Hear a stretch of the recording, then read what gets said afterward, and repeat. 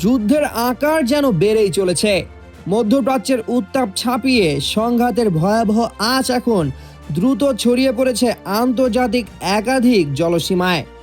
Caspian সাগরে ইরানি বাণিজ্যিক জাহাজে ইউক্রেনের হঠাৎ হামলা এবং কৌশলগতভাবে অত্যন্ত স্পর্শকাতর হরমুজ প্রণালীতে 6টি জাহাজকে ইরানের পথরোধ করার ঘটনা বিশ্বজুড়ে এক নতুন অস্থিতিশীল ভূরাজনৈতিক সংকট তৈরি করেছে।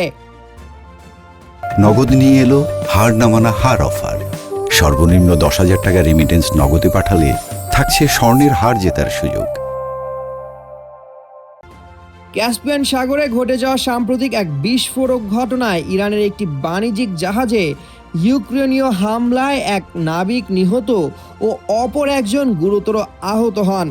এই ঘটনার পর তীব্র ক্ষোভ প্রকাশ করে ইরানের পররাষ্ট্রমন্ত্রী আব্বাস আরাকচি স্পষ্টভাবে হুঁশিয়ারি দিয়েছেন যে কিয়েভ শাসন গোষ্ঠীর এই দুঃসাহসিক পদক্ষেপ কোনোভাবেই জবাবহীন থাকতে পারে না।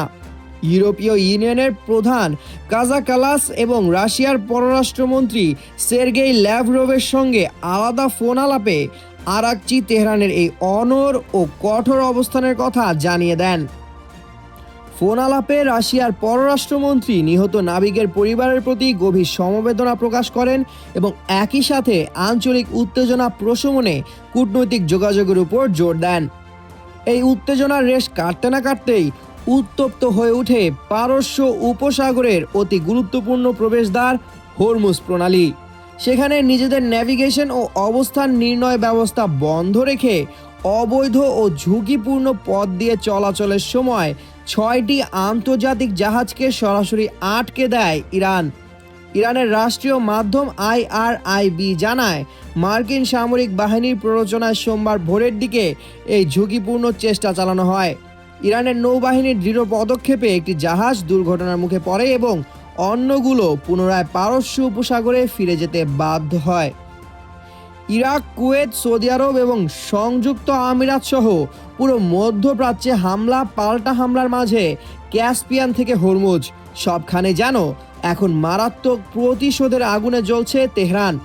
ইউক্রেনের হামলা, মার্কিন সামরিক প্ররোচনা এবং হরমুজ প্রণালীতে জাহাজ চলাচলে বাধা দেওয়ার এই নতুন সমীকরণ প্রমাণ করছে যে সংঘাতের সীমানা আঞ্চলিক গণ্ডি ছাড়িয়ে এখন বিশ্ব বাণিজ্য ও বৈশ্বিক নিরাপত্তার জন্য আবারও এক বিপর্যয় ডেকে আনতে পারে।